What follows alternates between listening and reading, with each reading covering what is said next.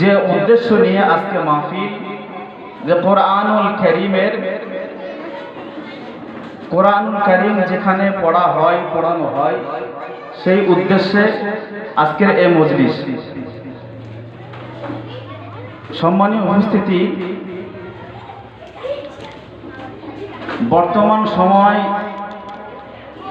এমন একটা জামানা, এমন একটা সময় আমরা এসেছি,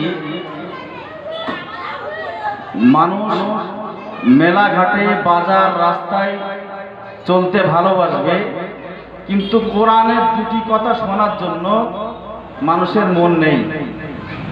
বাজারে, রাস্তায়, দোকান বাজারে মানুষ ঘোরাঘুরি করছে, কিন্তু একটাবার মনে বাঁধে না যে উদ্দেশ্যে আজকে এই বাজার, সেই উদ্দেশ্য সফল করার জন্য সেখানে একটু বসি, এই নিয়ে মানুষের নেই। এত টাকা খরচ করে এত কিছু করার পরেও বাজারে লোক ভর্তি, মজলিসে লোক শূন্য। এই দুরবস্থা। আসলে এগুলি হলো সবকিছুই এই শিক্ষার অভাব। দেখুন, কোরআনুল কারীমে মহান আল্লাহ, কোরআনুল কারীম এমন একটা কিতাব, এমন একটা বাণী, যে কিতাবের কোনো কথা, যে কিতাবের আয়াত আপনি কানে শুনবেন, আপনার আমলে, আপনার নামা আমলে আল্লাহ রাব্বুল ইজ্জত একটা অক্ষরের বিনিময়ে আল্লাহ 10টা সওয়াব দান করবেন। সুবহানাল্লাহ।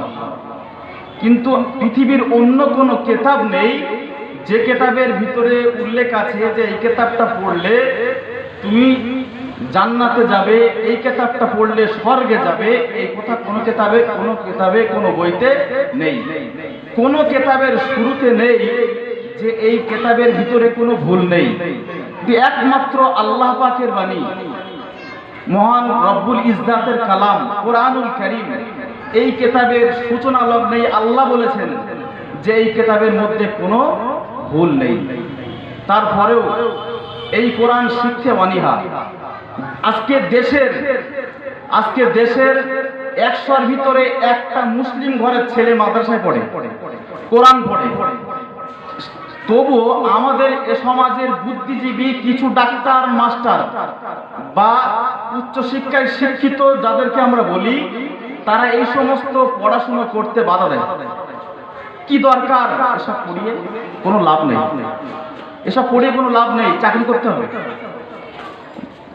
মাদ্রাসা আছে, প্রতিষ্ঠান চলছে, সময় বাঁচিয়ে যদি 1 ঘন্টা সময় পায় তাহলে কোরআন শরীফ শিখবে। সেটা কারা? ছেলেরা না, মেয়েরা। তার কারণ তাদের দেখাশোনার দিন জিজ্ঞাসা করতে পারে যে কোরআন শরীফ জানে নাকি, কবার খতম হয়েছে? তখন বলতে হবে 7 বার খতম করেছে। 7 বার খতম করেছে, কি খতম করেছে? কোরআন খতম করেছে না বাস পড়েছে সেটা একবারও জানে না। এই হচ্ছে সমাজের অবস্থা। জলসা, মজলিস, অনুষ্ঠান চলছে, হচ্ছে, ইমাম সাহেব মসজিদে বক্তব্য রাখছেন, তারপরেও 1 জানুয়ারি মুসলমান ঘরের ছেলেরা ডিজে বাজাতে বাজাতে, ড্যান্স করতে করতে রাস্তায় চলছে। লজ্জা লাগে না একবার কি বিবেকে বাঁধে না যে আমি মুসলমান ঘরের সন্তান, অন্য ধর্মের সাদৃশ্যপূর্ণ হওয়া আমার জন্য গুনার কাজ? এটাকে একবার ভাবে না? এই সমাজ উন্নতি হবে কোথায়? এই পরিস্থিতি, এই যে মানে আল্লাহ পাক রব্বুল ইজ্জত আমাদেরকে এমন একটা সময় আমাদেরকে উপনীত করেছেন, এ সময় ঈমান নিয়ে বেঁচে থাকাটাও কঠিন,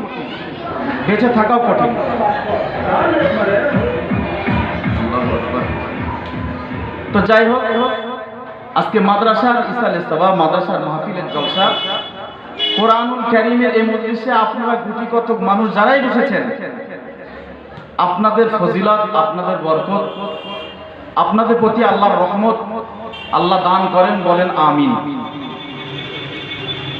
কোরআনুল কারীম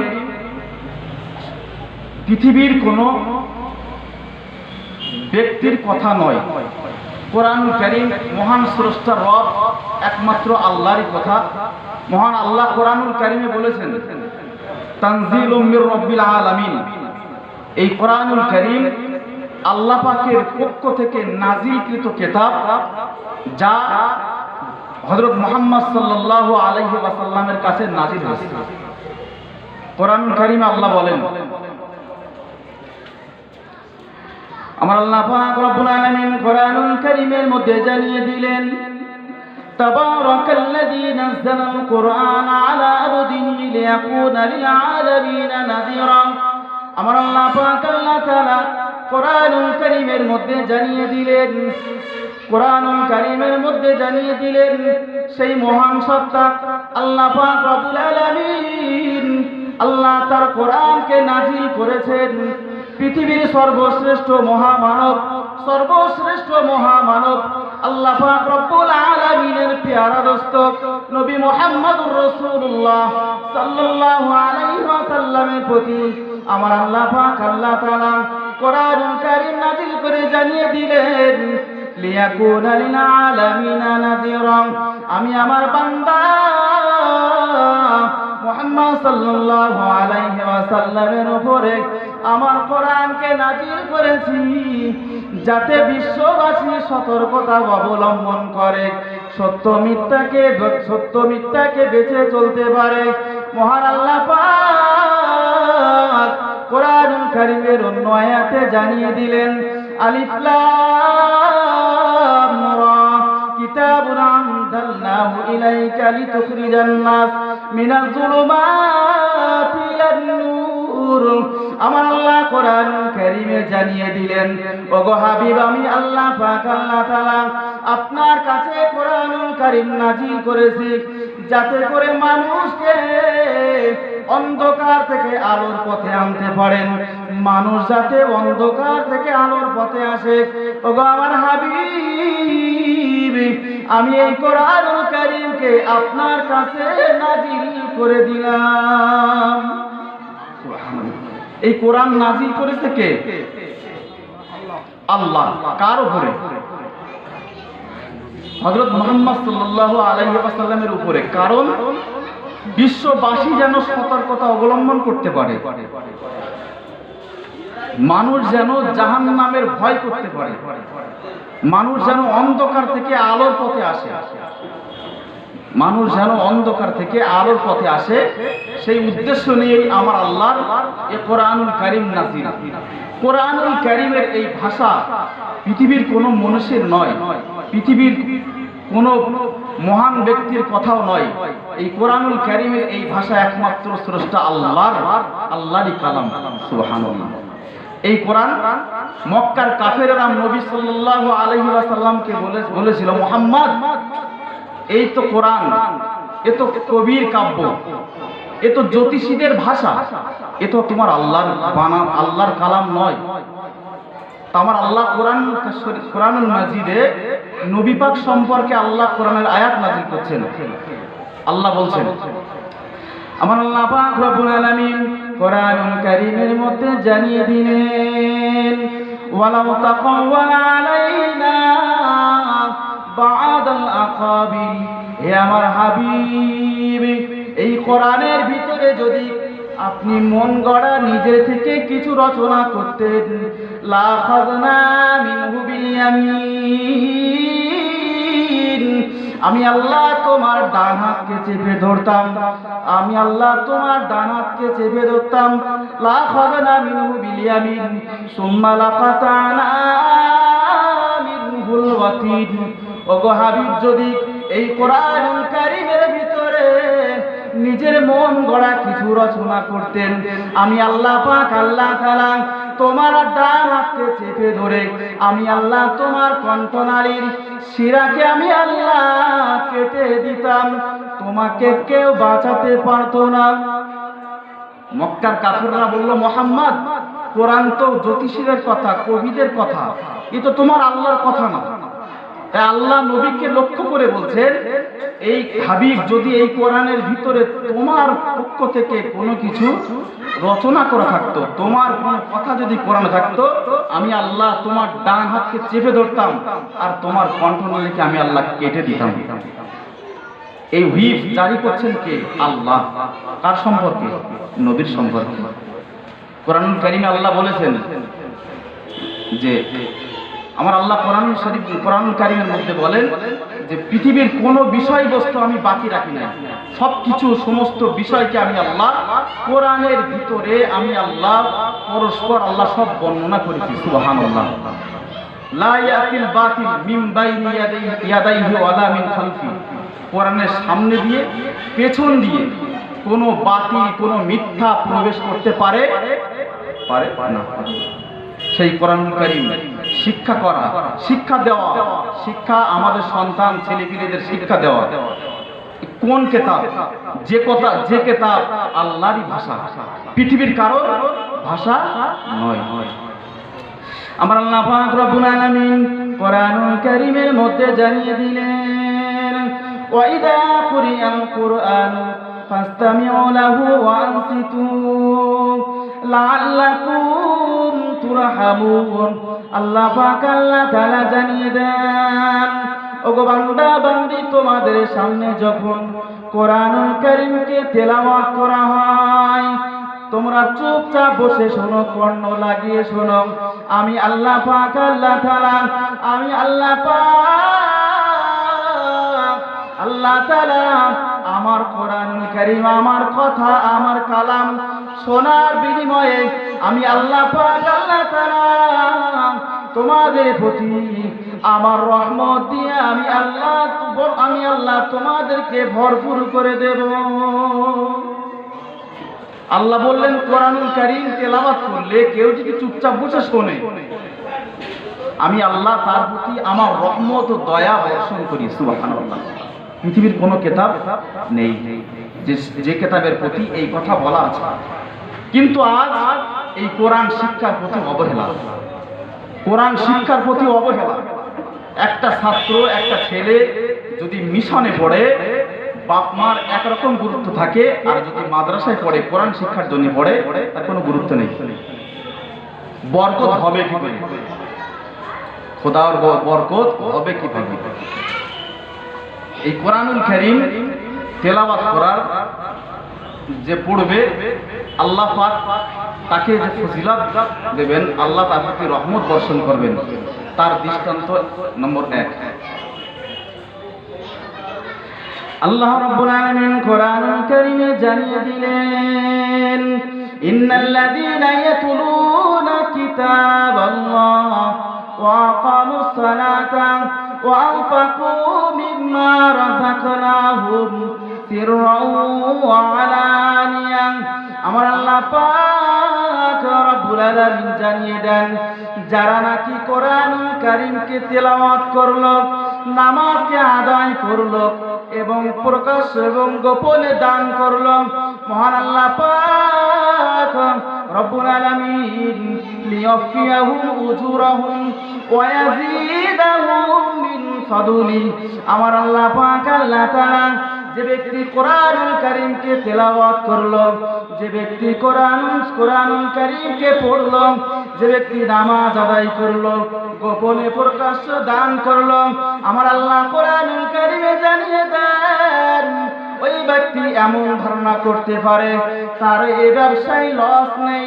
আমার আল্লাহ পাক আল্লাহ তাআলা, আমার আল্লাহ পাক রব্বুল আলামিন, আল্লাহ পাক লিয়াজিদাহুম মিন ফাদলি, আমার আল্লাহ তাকে নিজের দয়া দিয়ে আমার আল্লাহ সেই বান্দাকে ভরপুর করে দেন। আল্লাহ বলছেন যে কোরআন পড়ে, নামাজ পড়ে, গোপনে এবং প্রকাশ্যে দান করে, আমার আল্লাহ বলছেন তারা ধারণা করতে পারে তাদের এই ব্যবসায় লস নেই। লিয়াফিয়াহুম উজুরাহুম ওয়া ইয়াজিদাহুম মিন ফাদলি, আমার আল্লাহ নিজে অনুগ্রহ করে আমার আল্লাহ তাদের প্রতি রহমত ও বরকত দান করেন। সুবহানাল্লাহ। কোরআন পাঠের কত ফজিলত! কোরআন পাঠের 2 নম্বর ফজিলত হাদিস শরীফ। যদি কোনো শ্রমিক, কৃষিজীবী, মজদুর, মেথর, মুচি যদি কোরআন তেলাওয়াত করে তার সম্মান, তার মর্যাদা আল্লাহর কাছে কত, এ ব্যাপারে একটা হাদিস। সাহাবীটার নাম হযরতে ওমর ফারুক রাদিয়াল্লাহু আনহু। নাম শোনা আছে? হযরত ওমর ফারুক রাদিয়াল্লাহু আনহু তিনি তখন প্রধানমন্ত্রী, আমিরুল মুমিনিন। আর মক্কার মুখ্যমন্ত্রী, মক্কার গভর্নর যাকে বানিয়েছেন তার নাম হলো হযরতে নাফে রাদিয়াল্লাহু আনহু। তো হযরত ওমর রাদিয়াল্লাহু আনহুর সাথে একদিন নাফের দেখা। হযরত ওমর জিজ্ঞাসা করছেন, ভাই নাফে, এই মক্কার আশেপাশের গ্রাম্য অঞ্চলের শাসক তুমি কাকে বানিয়েছো? যেমন প্রধানমন্ত্রী নরেন্দ্র মোদী, মুখ্যমন্ত্রী মমতা ব্যানার্জি জিজ্ঞাসা করছে, প্রধানমন্ত্রী মোদী মমতাকে জিজ্ঞাসা করছেন যে তুমি তো পশ্চিমবাংলার মুখ্যমন্ত্রী, তাই বসিরহাটের দায়িত্বটাকে কার দিয়েছে? তো হযরত ওমর ফারুক রাদিয়াল্লাহু আনহু প্রধানমন্ত্রী মুখ্যমন্ত্রীকে জিজ্ঞাসা করছেন যে মক্কার আশেপাশের দায়িত্ব কাকে দিয়েছে? কে জিজ্ঞাসা করছে? আমিরুল মুমিনিন, প্রধানমন্ত্রী। তো হযরতে নাফে জবাব দিলেন যে আমি আশেপাশের দায়িত্ব দিয়েছি হযরতে ইবনে আবজা নামক একজন ব্যক্তিকে। আল্লাহ নবী সাহাবী হযরতে ওমর ফারুক রাদিয়াল্লাহু তাআলা আনহু হযরতে নাফিকে জিজ্ঞাসা করলেন, নাফে, তুমি মক্কার আশেপাশের শাসক তুমি যাকে বানালে, হযরতে ইবনে আবজাকে বানালে, কি জন্য হযরতে ইবনেকে বানিয়েছো তার পরিচয়টা একটু বলো। হযরতে নাফে ওই সময় বলেছিলেন, ওগো আল্লাহ নবী সাহাবী হযরতে ওমর, আমি হযরতে ইবনে আবজাকে শাসক বানিয়েছি। হুয়া রাজুলুম মিন মাওয়ালিনা, হযরতে ইবনে আবজা হলো আমাদের মুক্তকৃত একজন গোলাম।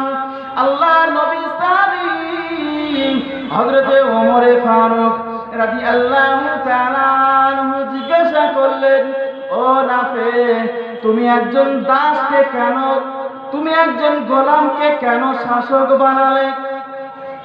হযরত ওমর ফারুকের জবাবে নাফে বলছেন, আমি যাকে বানিয়েছি সে হচ্ছে আমাদের একটা গোলাম, দাস। তো হযরত ওমর ফারুক জিজ্ঞাসা করছেন যে নাফে, তুমি গোলামকে কেন বানালে? তার তো লেখাপড়ার যোগ্যতা নেই, পড়াশোনা করেনি, তাকে কেন বানালে? ওই সময় হযরতে নাফে জবাব দিয়ে বলেন, আমিরুল মুমিনিন হযরতে ওমর ফারুক রাদিয়াল্লাহু তাআলা আনহু, আমি ইবনে আবজাকে যে প্রশাসক বানালাম, ইন্নাহু কারিউল লিকিতাবিল্লাহ, হযরতে ইবনে আবজা প্রথম নম্বর হলো তিনি কোরআনুল কারীমের একজন পণ্ডিত। ওয়া আলিমুম বিল ফারাইজ, ইবনে আবজা হলো ফারাইজ বিদ্যার একজন মহাপণ্ডিত। ওয়া কাদিন, সে হলো একজন শ্রেষ্ঠ বিচারক। ও ভাই আমার, কোরআনের পাণ্ডিত্য অর্জন করেছেন এবং ফরজ বিদ্যার দক্ষতা অর্জন করেছেন এবং একজন ন্যায় বিচারক। আমি ওই জন্য তাকে মক্কার আশেপাশে শাসক বানিয়ে দিলাম। হযরতে ওমরের জবাবে বললেন, আমি ওনাকে এই জন্য বানিয়েছি যে কোরআন সম্পর্কে জ্ঞান রাখে, তিনি একজন মুক্ত গোলাম, তারপরেও কোরআনুল কারীম সম্পর্কে জ্ঞান রাখে। দ্বিতীয়, উনি হলেন একজন ফরজ বিদ্যার একজন বড় পণ্ডিত। তৃতীয় নম্বর, একজন ন্যায় নিষ্ঠ একজন বিচারক। সেই জন্য আমি ওনাকে এইখানকার শাসক বানালাম। আল্লাহ নবী সাহাবী হযরত ওমর রাদিয়াল্লাহু তাআলা আনহু ওই সময় বলেছিলেন, নাফি, ইন্না নবিয়াকুম সাল্লাল্লাহু আলাইহি ওয়াসাল্লাম, ইন্নাল্লাহা ইয়ারফাউ বিহাদাল কিতাবি আকওয়ামান ওয়া ইয়াদাউ বিহি আখারিন। আমার আল্লাহ পাক আল্লাহ তাআলা এই কোরআনের কারণে, আমার আল্লাহ পাক আল্লাহ তাআলা এই কোরআনের কারণে কারো সম্মানকে আল্লাহ বাড়িয়ে দেন, আবার এই কোরআন কোরআনের কারণে আমার আল্লাহ পাক আল্লাহ তাআলা কারো সম্মানকে মাটির সাথে মিশিয়ে দেন। এই কোরআনের লোক হযরত ওমর নাফেকে লক্ষ্য করে বলছেন, এই কোরআনের কারণে আল্লাহ কারো সম্মানকে বাড়িয়ে দেন, আবার এই কোরআনের কারণে আল্লাহ কারো সম্মানকে মাটির সাথে মিশিয়ে দেন। এই কোরআনুল কারীম সম্পর্কে, এই কোরআনুল কারীম যে জানে আল্লাহ রাব্বুল ইজ্জত, আল্লাহ পাক তার সম্মানকে বাড়িয়ে দেন, আল্লাহ তার সম্মানকে উচ্চ থেকে উচ্চ মাকাম আল্লাহ পৌঁছে দেন। হযরত ওমর ফারুক রাদিয়াল্লাহু আনহু, মুসলিম জাহানের খলিফা হযরত ওমর ফারুক, তিনি যখন কুফরি অবস্থাতে ছিলেন, তিনি ঘোষণা পেলেন যে মুহাম্মাদের মাথা যে কাটতে পারবে তাকে মক্কার শ্রেষ্ঠ 100 উট উপহার দেওয়া হবে। তো হযরত ওমর ফারুক রাদিয়াল্লাহু আনহু তরবারি নিয়ে, উলঙ্গ তরবারি নিয়ে নবী পাকের মাথা কাটতে চলেছেন। প্রতিমধ্যে দেখা নঈম বিন আব্দুল্লাহ বলে একজনের সাথে জিজ্ঞাসা করছেন, ভাই ওমর আপনি কোথায় চলেছেন? তো উনি বললেন যে আমি মুহাম্মাদের মাথা কাটতে যাচ্ছি। তো বললেন, তুমি যে মুহাম্মাদের মাথা কাটতে যাচ্ছ, তোমার বোন তোমার বোনায় সেই মুহাম্মাদের ধর্মকে মেনে নিয়েছে এবং তারা তো মুহাম্মাদের উপরে নাজিলকৃত কিতাব কোরআন পড়ছে। হযরত ওমরের মাথা গরম, চলে গেলেন বোনের বাড়ি, গিয়ে দেখেন তারা ঘরের ভিতরে কোরআন তেলাওয়াত করছে। হযরত ওমর জিজ্ঞাসা করলেন, তোমরা কি পড়ছিলে? তো বোন জবাব দিলেন, আপনাকে শুনতে হবে না। তো হযরতে ওমর ফারুক রাদিয়াল্লাহু আনহু তার বোনের উপরে চড়াও হলেন, তাকে প্রচুর আঘাত করলেন। নিজের বোন এসে হযরত ওমরকে নিজের স্বামীকে ওমরের হাত থেকে বাঁচাতে চাইলেন না, তাকেও একটা আঘাত করলেন। বোন রক্তে রঞ্জিত মাটিতে পড়ে গেল। হযরত ওমর ফারুক রাদিয়াল্লাহু আনহুর মনে দয়া হলো যে আমার নিজের বোন, আমি তাকে আঘাত করেছি, সে মাটিতে লুটিয়ে পড়েছে। হযরত ওমর জিজ্ঞাসা করলেন, বোন কি পড়ছে? হযরত ওমর ফারুক রাদিয়াল্লাহু আনহু বোন উত্তর দিলেন যে আল্লাহর কালাম কোরআনুল কারীমের আয়াত সূরা তোহা তেলাওয়াত করছিলাম। হযরত ওমরের অন্তরে দয়া হলো, দেখি। হযরত ওমর রাদিয়াল্লাহু আনহু যখন বোনের কাছে চাইলেন, বোন বললেন, ভাই এই কোরআনুল কারীম নাপাক অবস্থায় স্পর্শ করা যায় না, পবিত্র অর্জন করতে হবে। তো হযরত ওমর পবিত্রতা অর্জন করলেন এবং সূরা তোহা, কোরআনের আয়াত সূরা তোহা পাঠ করলেন। হযরত ওমরের অন্তরে দয়া হলো, এ কথা, এ কালাম পৃথিবীর কোনো মানুষের হতে পারে না, এ বাণী পৃথিবীর কারো হতে পারে না, এ একমাত্র মহান রবেরই কথা। হযরত ওমর ছুটে চললেন নবীর দরবারে, গিয়ে রাসূলুল্লাহ সাফা পাহাড়ের পাশে বসা। আল্লাহর নবীর কাছে হযরত ওমর এসে বললেন যে ইয়া রাসূলুল্লাহ, ইয়া হাবিবাল্লাহ। রাসূলের সাহাবারা বললেন, ইয়া রাসূলুল্লাহ, ওমর এসেছে। রাসূলুল্লাহ বললেন, ওমরকে আসতে দাও। রাসূল হযরত ওমরের গাঁটা ধরে বললেন, ওমর এইভাবে তুমি আর কতদিন থাকবে? যতদিন পর্যন্ত তোমার উপরে আল্লাহর গজব নাজিল না হবে ততদিন কি তুমি শুনবে না? হযরত ওমর রাসূলুল্লাহর হাতে হাত দিয়ে বললেন, ইয়া রাসূলুল্লাহ, আমি আজকে আপনার হাতে হাত দিয়ে ঈমানের কলমা পড়ে মুসলমান হয়ে যেতে চাই। আমি সাক্ষ্য দিচ্ছি আল্লাহ ছাড়া কোনো মাবুদ নাই, হযরত মুহাম্মদ সাল্লাল্লাহু আলাইহি ওয়াসাল্লাম আল্লাহ পাকের একজন নবী এবং আল্লাহ পাকের একজন রাসূল। আমি সাক্ষ্য দিচ্ছি ইয়া রাসূলুল্লাহ, আমি আজকে ইসলাম গ্রহণ করলাম। সুবহানাল্লাহ। এই কোরআনের কারণে হযরত ওমর ফারুকের মতন একজন কুফরি হালাতের অবস্থায় এই কোরআনের ওসিলায় আল্লাহ হযরত ওমরকে আল্লাহ দ্বীনের পথে কবুল করে নিলেন। সেই ওমর একদিন হয়ে গেলেন আমিরুল মুমিনিন। জান্নাতি 10 জন সুসংবাদপ্রাপ্ত ব্যক্তির ভিতরে হযরত ওমরও একজন। রাসূল বলছেন, আমি স্বপ্ন দেখছি হযরত ওমর জান্নাতের ভিতরে ঘুরছেন। সুবহানাল্লাহ। তাহলে যে ওমর কুফরি অবস্থায় রাসূলুল্লাহর মাথা কাটতে চলেছেন, সেই ওমর এই কোরআনের ওসিলায় আল্লাহ তাকে কি বানালেন? আল্লাহ তাকে সম্মানিত করলেন। আবার এই কোরআনের সঙ্গে বেইজ্জতি করার কারণে জুতা খেলা, এই কোরআনের সঙ্গে বেইজ্জতি করার কারণে। এটা দরুদ শরীফ পড়েন, আল্লাহুম্মা সাল্লি আলা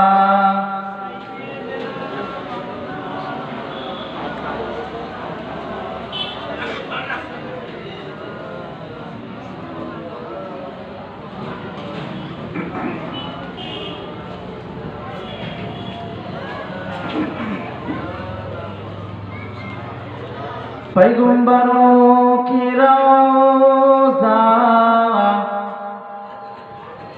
देखा दे खुदा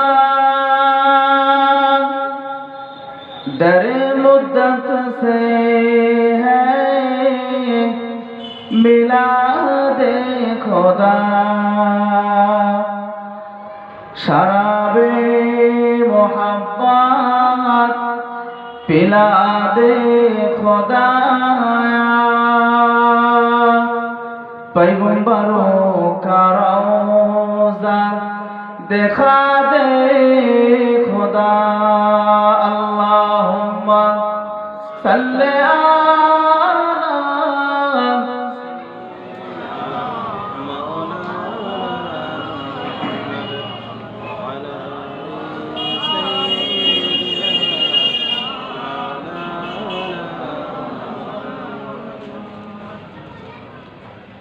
হাদিস শরীফে কোরআনুল কারীম তেলাওয়াত করা এবং কোরআনুল কারীম পড়তে সাহায্য করা কত বরকত তার একটা দৃষ্টান্ত। আগামীকাল যদি স্বরূপনগর বাজারে মুখ্যমন্ত্রীর ভাই পাশে নাম অভিষেক ব্যানার্জি,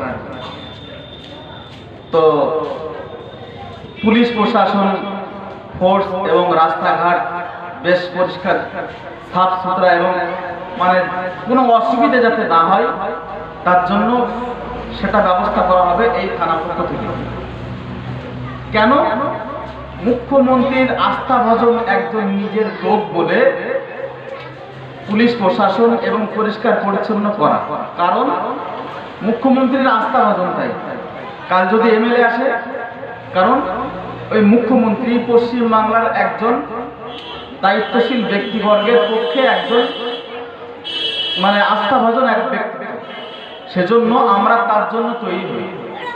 কিন্তু এই পৃথিবীর জমিনে কিছু কিছু মানুষ আছে যারা আল্লাহর পরিবার,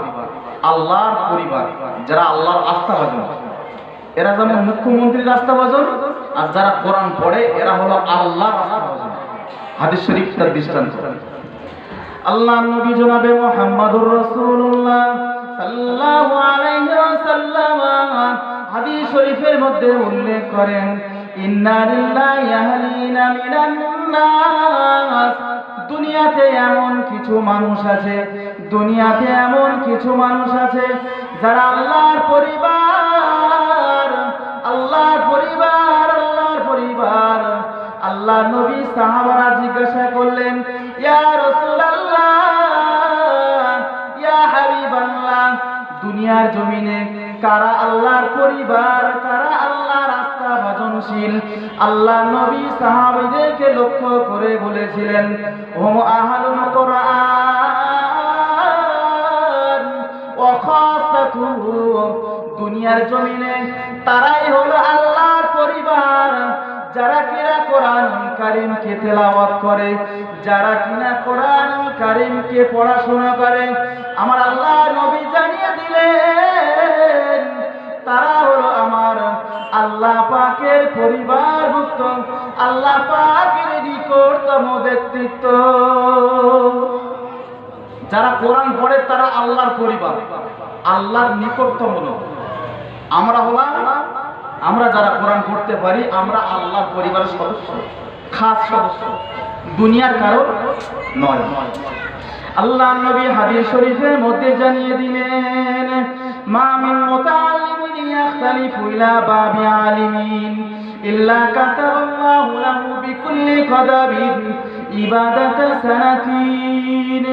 আল্লাহ নবী জানিয়ে দিলেন তোমাদের ভিতরে এমন কোন ব্যক্তি নাই যে ব্যক্তি গ্রামের হাফেজ সাহেবের কাছে বলে, ইমাম সাহেবের কাছে গিয়ে বলে, মক্তবের হুজুরের কাছে গিয়ে বলে, মডেল মাদ্রাসার হুজুরের কাছে গিয়ে বলে, হুজুর আমাকে একটু কোরআন শিখিয়ে দেন, আমি একটু কোরআন শিখতে চাই।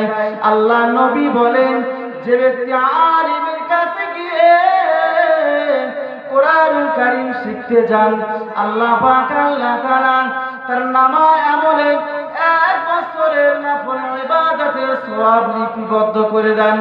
আল্লাহ পাক আল্লাহ তাআলা তার নামায় আমলে 365 দিন নফল ইবাদত করার সওয়াব আমার আল্লাহ তার নামায় আমলে লিখে দেন। যদি কেউ হাফেজ সাহেবের কাছে গিয়ে বলে, হাফেজ সাহেব আমি একটু কোরআন শিখবো, হাফেজ সাহেব আমাকে একটু কোরআন শিক্ষা দেন, আল্লাহ রাসূল বলেছেন সেই ব্যক্তির নামায় আমলে আল্লাহ রাব্বুল আলামিন 1 বছরের নফল ইবাদতের সওয়াব দেন। আল্লাহ রাসূল তারপরে বলেন, ওয়াইসবিহু ওয়া ইউসিউ মাগফিরাল্লাহ, সকাল সন্ধ্যা তার জন্য ক্ষমা চায় আল্লাহর কাছে। অশাহিদাতিল মালাইকা, এবং আল্লাহ পাকের ফারিস্তারা তার জন্য আল্লাহর কাছে দোয়া চান, আল্লাহর কাছে মাফি চান সেই কোরআন পড়নেওয়ালা ব্যক্তির জন্য। রাসূলুল্লাহ হাদিস শরীফের মধ্যে বলেছেন, তোমাদের মধ্যে সবচেয়ে সেই ব্যক্তি উত্তম, সেই ব্যক্তি ভালো, সেই ব্যক্তি শ্রেষ্ঠ যে নিজে কোরআন শেখে অপরকে শিক্ষা দেয়, কোরআন শেখে অপরকে শিক্ষা দেয়, সেই তোমাদের ভিতরে সবচেয়ে উত্তম। কাল কিয়ামতের কঠিন দিবসে, কিয়ামতের কঠিন দিবসে আল্লাহ রাব্বুল আলামিন যে কোরআন পড়তে পারে, আল্লাহ তাকে কোরআনুল কারীম, সেই কোরআন পড়নেওয়ালা ব্যক্তিকে আল্লাহ বলবেন, যে ব্যক্তি কোরআন শরীফ পড়তে পারে, হাসরের ময়দানে কোরআনুল কারীম সেই ব্যক্তিকে গিয়ে বলবেন, তুমি কি আমাকে চেনো? তখন সেই কোরআন পড়নেওয়ালা ব্যক্তি বলবে, আমি তো আপনাকে চিনি না। তখন আল্লাহ কোরআন বলবেন, আমি হলাম তোমার দুনিয়ার সাথী আল কোরআন। সুবহানাল্লাহ। কে বলবে? বাপ বলবে না সেদিন, ছেলে বলবে না, ভাই বলবে না, সেদিন কোরআন গিয়ে বলবে, আমি দুনিয়ার সাথী আল কোরআন, আজকে আমি তোমাকে সুপারিশ করতে এসেছি আল্লাহর দরবারে। সুবহানাল্লাহ। এই কোরআনুল কারীম শিক্ষা করা, শিক্ষা দেওয়া কত ফজিলত, কত বরকত। আল্লাহ রাসূল হাদিস শরীফের মধ্যে বলেছেন যে কাল যে কোরআন পড়ে, আল্লাহ কোরআন যে তেলাওয়াত করে, হাসরের ময়দানে সে আল্লাহর কাছে সুপারিশ, কোরআন আল্লাহর কাছে তার জন্য সুপারিশকারী হয়ে যাবে। সুবহানাল্লাহ। আল্লাহ রাসূল কোরআন সম্পর্কে, আল্লাহ রাসূল কোরআনের ফজিলত সম্পর্কে আমাদেরকে বহু তথ্য জানিয়েছেন। তারপরেও আমরা এই কোরআন থেকে অবহেলা, কোরআন থেকে আমরা দূরে, কোরআনের মজলিস, কোরআনের বাণী আমরা শুনতে চাই না। যাই হোক, হুজুর এসেছেন, যতটুকু বললাম ত্রুটি বিচ্যুতি বেয়াদবি ক্ষমা চেয়ে এখানে শেষ করলাম। আসসালামু আলাইকুম। দরুদ শরীফ। আল্লাহুম্মা